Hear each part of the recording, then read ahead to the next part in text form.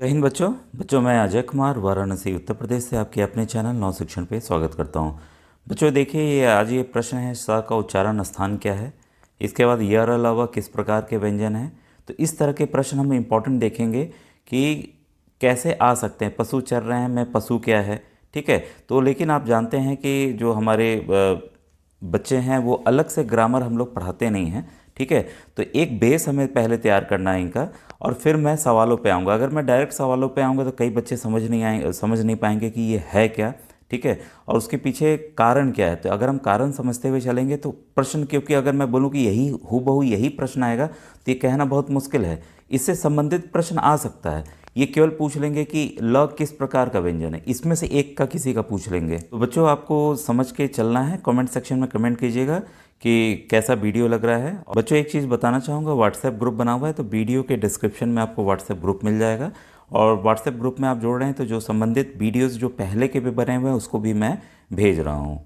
और फॉर्म का last date आपको पता है 15 आपका मार्च है। तो कम ही दिन बचे हैं, ऑनलाइन फॉर्म भरे जा रहे हैं। मैंने आसानी, एक मेरा थंबनेल है जिसमें मेरी फ़ोटो है, मैंने दिखाया कि मोबाइल से आसानी से भरे। उस वीडियो को देखिएगा, वो काफ़ी आसान तरीके से मैंने पूरा डिटेल बनाया हुआ है। और कई बच्चे पूछ रहे हैं सर 11 में कैसे होगा। जब बच्चों आप वीडियो देखे होगे ही नहीं तो आपको कैसे पता चलेगा कि 11 में कैसे एडमिशन होने वाला है। फॉर्म आपको भी भरना है, वीडियो देखिए, जानकारी मिल जाएगी। देखिए पहले देखिए शब्द क्या है। एक या अधिक वर्णों से मिलकर बनी स्वतंत्र ध्वनि अथवा एक निश्चित अर्थ प्रकट करने वाले वर्ण समूह को शब्द कहते हैं। जो ध्वनि अलग से निकले स्वतंत्र, ठीक है, मिल के जो बने हैं वर्ण, सभी वर्णों को मिलाकर बनते हैं, उसको शब्द। इस शब्द खुद ही एक शब्द है, ठीक है। शब्द के कई प्रकार होते हैं, रूढ़, यौगिक, समास रूढ़, तत्सम, तद्भव, आगत, विदेशी, देसी, संकर। तो संकर मिक्स हो गया देसी और विदेशी का। तो अभी हम लोग देखेंगे कि क्या क्या होते हैं। इस पे जो प्रश्न है उनको भी देखेंगे। अब आपको देखिए बच्चों पता होगा संज्ञा क्या होती है, ठीक है। सर्वनाम क्या होता है, जो संज्ञा के स्थान पर विशेषण। अगर हम किसी संज्ञा की विशेषता बताते हैं, जैसे राम एक लड़का है तो राम आपका संज्ञा हो गया, ठीक है। राम वह अच्छा लड़का है तो वह क्या हो गया, आपका सर्वनाम हो गया। और वह कैसा लड़का है, अगर सवाल आप पूछें तो वह अच्छा लड़का है, तो अच्छा यहाँ पर क्या हो गया, आपका विशेषण हो गया। कोई काम कर रहा है तो क्रिया हो गया, समुच्च बोधक हो गया, क्रिया विशेषण हो गया, संबंध बोधक हो गया और विस्मयादि बोधक हो गया। तो आएगा सेंटेंस दे देगा, कोई भी वाक्य दे दिया कि राम की लाल गाय बहुत दूध देती है, इसमें विशेषण क्या है, इसमें सर्वनाम क्या है, इसमें संज्ञा क्या है, ठीक है। तो इस तरह के सवाल आएंगे तो उसका आप ध्यान रखिएगा। इसके बाद है, इसलिए आपको इन सब चीज़ों को जानना जरूरी है। अभी मैं पढ़ा रहा हूँ, फिर इसको डिटेल में अन्य वीडियो में बताऊंगा। इनमें 4 विकारी शब्द, संज्ञा, सर्वनाम, विशेषण और क्रिया। विकार मतलब जिसमें परिवर्तन आता हो, ठीक है। और अविकारी शब्द समुच्चयबोधक, क्रिया विशेषण, संबंध बोधक और विस्मयादि बोधक, ये अविकारी शब्द हैं। संज्ञा किसी व्यक्ति, वस्तु, स्थान, भाव आदि के नामों को संज्ञा कहते हैं, जैसे राम, मेज, आगरा, दुख, ये आप लोग जानते हैं। और संज्ञा के 5 भेद होते हैं, तो इस पे सवाल आ सकते हैं, ठीक है। तो ये अन्य वीडियो में मैं इनके बारे में बताऊंगा। व्यक्तिवाचक संज्ञा क्या होती है, जातिवाचक संज्ञा क्या होती है, समूहवाचक संज्ञा क्या होती है, द्रव्यवाचक संज्ञा क्या होती है और भाववाचक संज्ञा क्या होती है। तो आपको बस समझ के चलना है, ठीक है। जो मेन की पॉइंट नोट कर लीजिएगा, हल्का सा उसको लिख लीजिएगा। अभी मैं जब बनाऊंगा इनको, ये काफ़ी इंपॉर्टेंट है बच्चों। सर्वनाम संज्ञा के स्थान पर प्रयुक्त होने वाले शब्द को सर्वनाम कहते हैं। संज्ञा की पुनरावृत्ति को दूर करने के लिए, जैसे अभी जस्ट मैंने बताया कि राम एक लड़का है, वह अच्छा लड़का है, तो भाई राम हमने दोबारा नहीं लिखा ना, हमने उसकी जगह क्या लिखा, वह लिखा, ठीक है। तो वह क्या है, आपका सर्वनाम है। सर्वनाम का प्रयोग किया था। हिंदी में मूल सर्वनाम जो है 11 हैं, मैं, वह, हम, तू, तुम, यह, आप, कौन, कोई, जो, सो आदि। क्लियर हो गया। अब प्रयोग के आधार पर 6 भेद हैं, पुरुषवाचक, निश्चयवाचक, अनिश्चयवाचक, संबंधवाचक, प्रश्नवाचक और निजवाचक, ठीक है। अब विशेषण पे आइए। संज्ञा या सर्वनाम शब्दों की विशेषता बताने वाले शब्द को विशेषण, काला, गोरा, अच्छा, बुरा, ठीक है। विशेषण के भेद 4 भेद हैं, गुणवाचक, संख्यावाचक, परिणामवाचक और सार्वनामिक विशेषण। क्लियर हो गया। अब क्रिया देखिए, जिन शब्दों से, जो शब्द किसी कार्य के होने अथवा करने का बोध हो, जैसे राम जा रहा है, भाई जाना क्या हो गया, क्रिया हो गया। आ रहा है, आना क्या हो गया, राम कर रहा है ये, ठीक है। तो ये सब क्या हो गई, क्रिया हो गई, कोई काम को करना। कर्म की दृष्टि से देखिए, कर्म जो काम होता है उसकी दृष्टि से 2 भेद हैं, सकर्मक और अकर्मक, ठीक है। इसको हम लोग कभी डिटेल पढ़ेंगे वाला भी। प्रयोग और संरचना के आधार पर सामान्य, संयुक्त, नाम धातु, प्रेरणार्थक, पूर्वकालिक और कृदंत, इसमें से ये ज़्यादा इंपॉर्टेंट है बच्चों, ठीक है। इसको हम देखेंगे, अगर इंपॉर्टेंट होगा तो बताएंगे बाद में। क्रिया विशेषण समझिए, वे शब्द जो क्रिया की विशेषता प्रकट करते हैं वे क्रिया विशेषण कह। क्रिया की विशेषता, वहाँ क्या था कि संज्ञा की विशेषता वाला विशेषण हो गया था, क्रिया की विशेषता वाले को क्रिया विशेषण। यहाँ वहाँ थोड़ा ज़्यादा जल्दी, ठीक है। ये इसके भी 4 भेद हैं, कालवाचक, स्थानवाचक, परिणामवाचक और रीतिवाचक, ठीक है। इसके बाद देखिए संबंध बोधक अव्यय।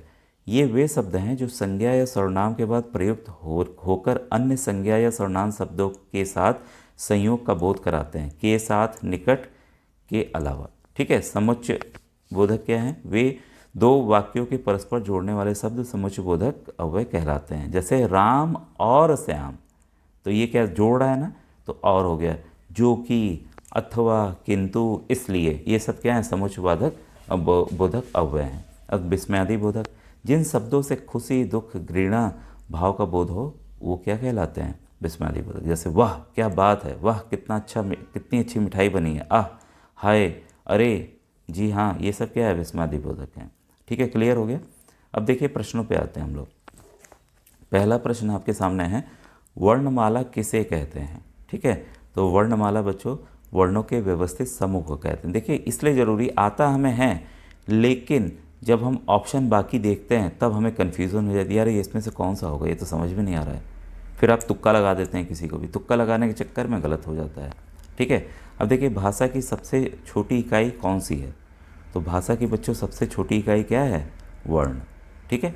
भाषा आप समझी गए, तमिल भाषा, हिंदी भाषा, भोजपुरी भाषा, ठीक है, अंग्रेजी भाषा, तो भाषा वो है, ठीक है। हिंदी वर्णमाला में वर्ण कितने हैं, ठीक है, तो कितने हैं आप ये मुझे कमेंट सेक्शन में बताइएगा। इसका आंसर ए है, बी है, सी है या डी है, लेकिन लिखिएगा तीसरे का उत्तर क्या होगा? ए है, बी है, जो भी लिखना लिख दीजिएगा, ठीक है। अपना नाम तथा अपना ज़िला लिखिएगा, तो इससे एक आइडिया लगेगा किस ज़िले के बच्चे अभी इस वीडियो को देख रहे हैं, ठीक है। इसके बाद क्वेश्चन 4 है, हिंदी भाषा में कितने स्वर हैं? मैंने पिछले वीडियो में बताया हुआ है, ठीक है। इसका भी आपको आंसर बताना है, 4 का बता दीजिएगा कि कौन सा आंसर होगा। 14, 11, 13 और 5। संज्ञा का भेद नहीं है, ये तो चलिए मैं बता दे रहा हूँ। 5वें का भेद कौन नहीं है? निजवाचक नहीं है, ठीक है। एक से अधिक वर्णों के मेल को क्या कहते हैं? क्वेश्चन 6, एक से अधिक वर्णों के मेल को शब्द कहते हैं। अभी जस्ट हमने डेफिनेशन स्टार्टिंग में ही देखा। निम्न में से दीर्घ स्वर नहीं है, ठीक है। तो 7वां का क्या है? दीर्घ स्वर नहीं है, तो ई नहीं है इसमें, ठीक है। इसके बाद है श की ध्वनि का उच्चारण स्थान क्या है? पिछला वीडियो जाइए, बहुत ही अच्छा बना है। उच्चारण स्थान सभी के मैंने बताएं और इससे प्रश्न आएंगे बच्चों, ठीक है। तो आप 8 का भी मुझे बताएंगे कि 8 का आंसर क्या होगा, दंत, मूर्धा, तालु या दंतालु, ठीक है। इसके बाद है यार अलावा किस प्रकार के व्यंजन हैं? Question number 9। तो ये बच्चों अंतस्थ है, ठीक है। इसके बाद है ई च छ ज झ झ उच्चारण स्थान किसे कहते हैं? ये भी पिछले वीडियो में मैंने पूरा विधिवत समझाया हुआ है। तो ये है बच्चों तालव्य, ठीक है। तालु से च छ, आप खुद बोलिए, आपकी जीभ दांत के ऊपर वाले खुरदरे भाग को छुएगी, उसी को तालु कहते हैं। अब च बोलिए, छ बोलिए, ज बोलिए, देखिए जीभ जाके ऊपर उसको दबाव डाल रही है ना, ठीक है। तो वही तालु है हमारा, ठीक है। तो इसका 10वें का बच्चों सी आंसर है। निम्न में से संज्ञा शब्द है, ये तो काफ़ी आसान है, लेकिन चलिए बता देता हूँ, गंगा, ठीक है। इसके बाद है पशु चर रहे हैं में पशु क्या है, ठीक है। तो 12th का ऑप्शन है बच्चों, ये है जातिवाचक संज्ञा, ठीक है। उसी पशु में हम उसका नाम कोई कर दें, हम अपने जानवर का पेट नाम रख दें, गाय का रख दें, डॉग का रख दें, तो हो जाएगा आपका व्यक्तिवाचक, ठीक है। अब सवाल है गाय कौन सी संज्ञा है? तो ये है बच्चों जातिवाचक संज्ञा है। फिर से अब उसमें इसके मेरी गाय का नाम कोई रख दे और उस गाय का नाम बोले सुंदरी गाय, लक्ष्मी गाय, ठीक है, तब हो जाएगा यहाँ पर व्यक्तिवाचक। फिर है इनमें से कौन सा शब्द भाववाचक संज्ञा नहीं है? ऐसे अभी मैंने देखिए टॉपिक पढ़ाया नहीं है, तो मैं सोच रहा हूँ कि ये पढ़ा लूँ, तब इस प्रश्न को बताऊँगा तो आपको समझ में आएगा, ठीक है। ये सब संज्ञा के उसके ऊपर ही हैं। तो इन सवालों को तब मैं आपको समझाता हूँ जब मैं आपको संज्ञा के भेद पढ़ा दूंगा। तो नेक्स्ट वीडियो का इंतजार कीजिए, अभी काफ़ी अच्छे वीडियोस आने वाले बच्चों। Thank you very much.